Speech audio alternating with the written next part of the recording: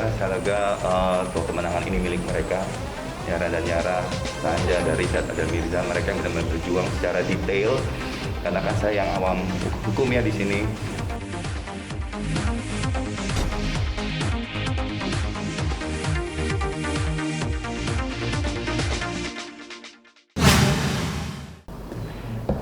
Tujuan utama akhirnya kita bisa berkumpul di sini pada dasarnya adalah sebenarnya lebih ke arah untuk meluruskan berita. Ini untuk pertama kali juga mungkin kalau dibilang mudah-mudahan menurut saya ini pertama kali kayaknya ya saya berada di tengah kalian insan pers sebanyak ini gitu loh. Ini berita juga di samping meluruskan adalah juga untuk menyampaikan mudah-mudahan ini adalah persidangan terakhir kami dari awal terjadinya perceraian saya dengan Sania Marwa, dan ini mudah-mudahan akhir dan mudah-mudahan menjadi titik akhir juga, titik terang juga untuk kedepannya kelanjutan dari semua permasalahan yang ada.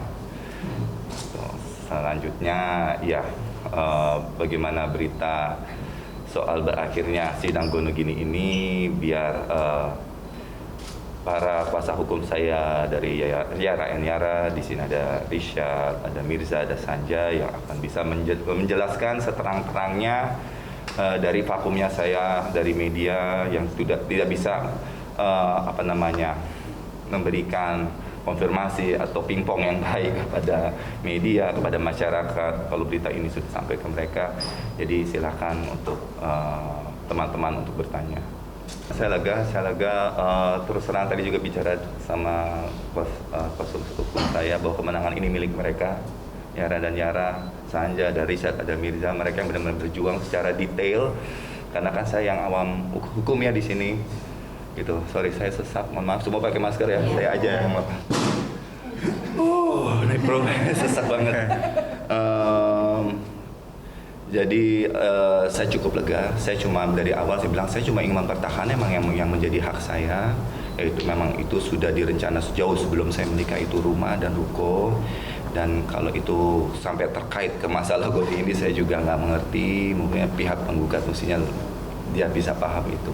Mudah-mudahan dia bisa menerima ini dan dia juga tahu itu.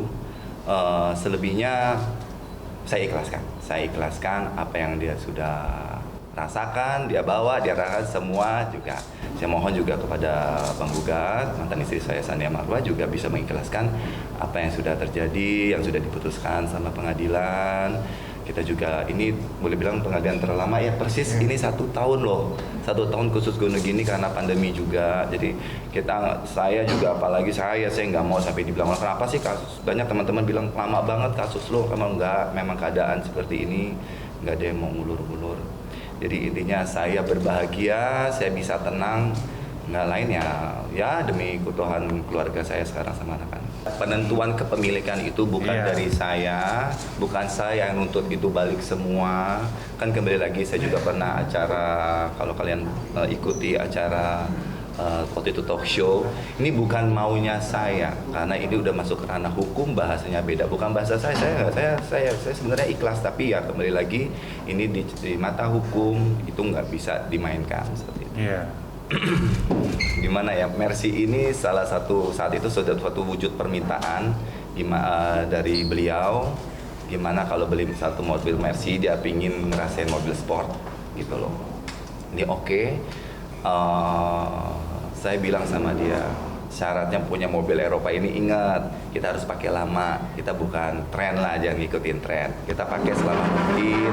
Nanti kalau misalnya kendaraan ini awet bisa dipakai sama anaknya laki nanti kuliah atau anak perempuannya kayak gitu. Jadi ada cita-cita panjang dari sejarah mobil Mercy Sport ini. Jadi oke, deal, akhirnya ya sepakat. Dan itu Mercy Silver adalah salah satu Mercy yang color secara warna itu limited edition, 2 pintu kayak gitu, dalam interior merah ya, sesuai dengan keinginan kami berdua, sepakat kayak gitu. Jadi ya itu sejarah singkatnya. Sebenarnya gini, saya nggak bisa bicara banyak soal anak karena kuasa hukum saya pribadi, Bang Junaidi ini lagi kurang enak badan, lagi di rumah. benar-benar absen hari ini nggak bisa hadir.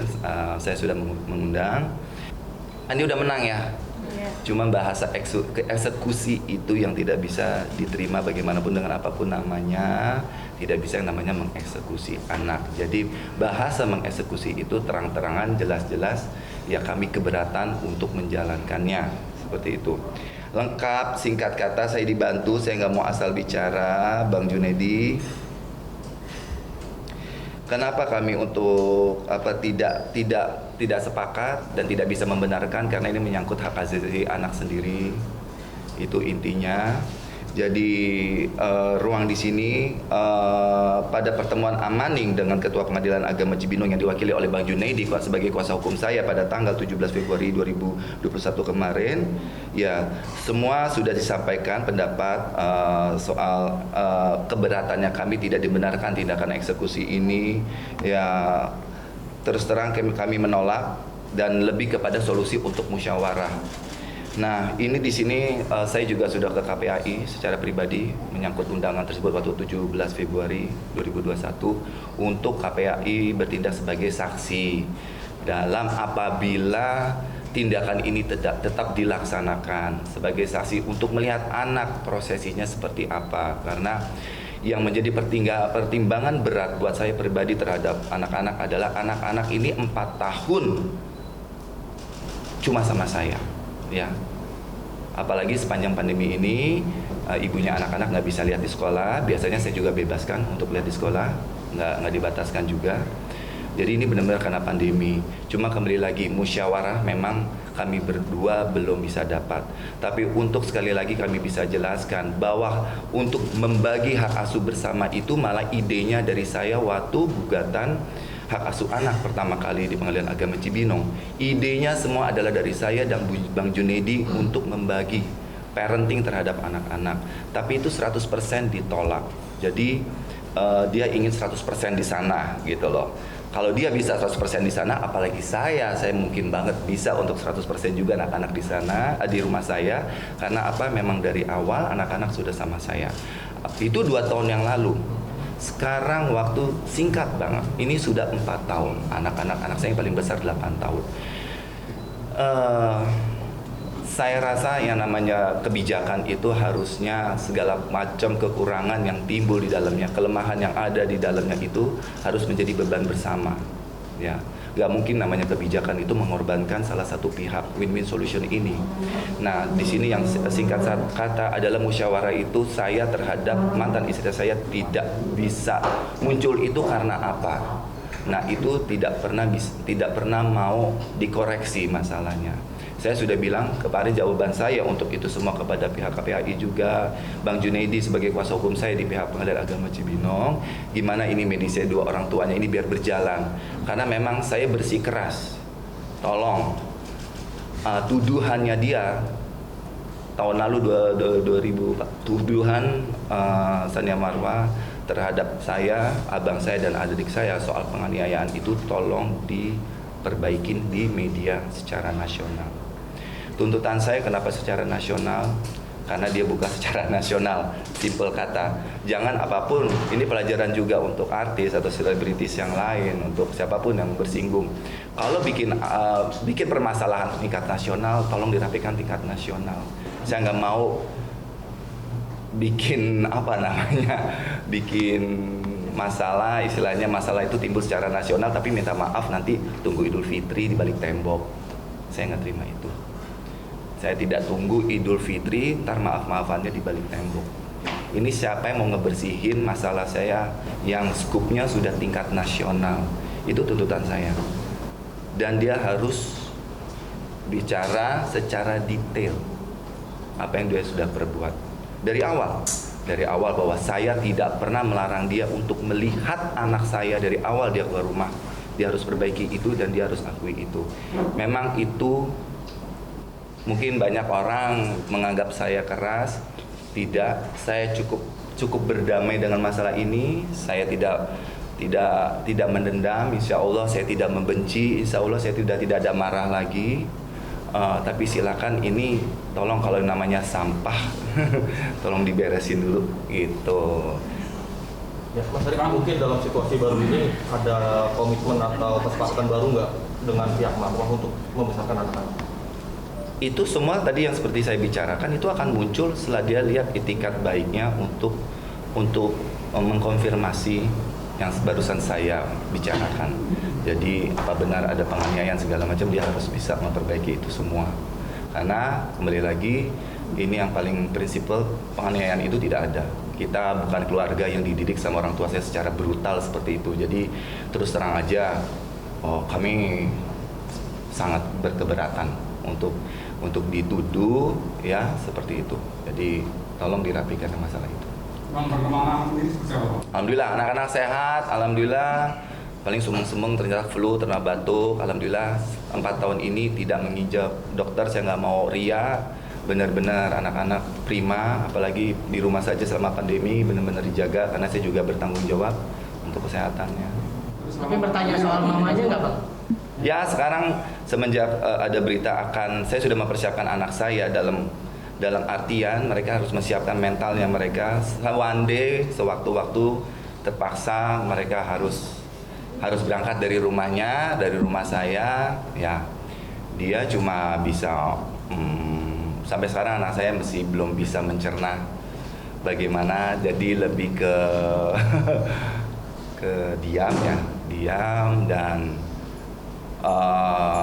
ada bukti di handphone saya banyak sekali karena itu memang diperlukan pertanyaan-pertanyaan untuk sebagai bukti di pengadilan nanti bahwa memang anak saya ya kembali lagi 4 tahun tidak pernah keluar rumah, tinggal sama ibunya ya sebagian besar adalah bukan sebagian besar ya 100% dia menolak anak-anak. Mas Arik, secara nasional Memperbaiki, saya nggak nuntut maafnya dia. Oke. Memperbaiki kebenaran yang ada soal penganiayaan ya.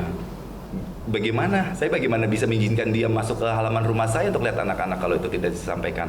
Karena halaman rumah saya kan itu ya hak saya, gitu. Makanya kemarin ya kalau rame gitu kenapa dia jalan kaki ya saya keberatan sidang gunung gini di rumah saya.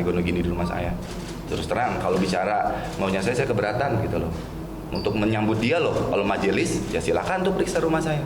Tapi untuk beliau saya keberatan sekali. Muka saya udah dicoreng-coreng seperti apa gitu. Maaf, saya maafkan semuanya mantan istri saya juga minta maaf sebesar-besarnya, minal aidin wal faizin. Tapi kembali lagi Mbak, ini ada yang harus diperbaikin gitu loh, dan yang memperbaiki itu bukan dari saya gitu ya. Jadi harus ada yang harus diperbaiki baru ya biar lebih afdol aja, biar lebih enak silaturahminya. Maunya ya, berarti saya marah dong, dendam. Insya Allah tidak, bagaimanapun juga saya bukan dia. Saya tidak akan menyeret dia saya akan laporkan dia ke hukum manapun juga ya. Asal ya, kecuali memang seperti yang di awal dia pernah mencanangkan dalam WA saya, kalau dia memasuki ini, dianggap ini sebuah peperangan, ya otomatis itu akan saya buka lagi masalah itu. Gitu. Ya. Gak ada anak-anak gini. Saya nggak mungkin memancing-mancing dari saya ini berinisiatif untuk mancing-mancing atau memberitahu keadaan yang sebenarnya nggak mungkin. Tidak perlu karena memang saya pribadi berkonsultasi kepada psikolog anak saya ya untuk anak-anak saya. Tidak boleh begitu. Memang harus sesuai step by step sesuai dengan perkembangan pikirannya dengan kognitifnya. Ya saya dapat belajar itu. Oh benar juga. Jadi dia nggak beban. Anak-anak happy. Bahkan ibunya tetap saya bilang cantik. Lihat foto ibunya, yaitu mami umi kamu itu tetap harus dipuji-puji ya. Harus gitu loh. Karena itu umi mereka. Bukan salah mereka punya bapak seperti saya atau ibu seperti siapa seperti itu. Jadi tetap. Jadi anak-anak dalam kondisi happy. Cuman kalau ada bingung ya bingung karena mereka tiba-tiba punya rasa was-was akan keluar dari rumah itu. Itu aja yang saya prihatin. Oh anak-anak yang kecil 5 tahun si Syabira sudah mau ikutan puasa dia. Jadi anak saya lucu udah mulai masuk puasa dan mereka benar-benar menyambut bulan puasa itu dengan senang. Karena kita punya kebiasaan ya tahun lalu berhasil bikin tarawih bersama di keluarga dan mereka mulai ikut dan mereka ingat itu. Thank you semua. Terima kasih.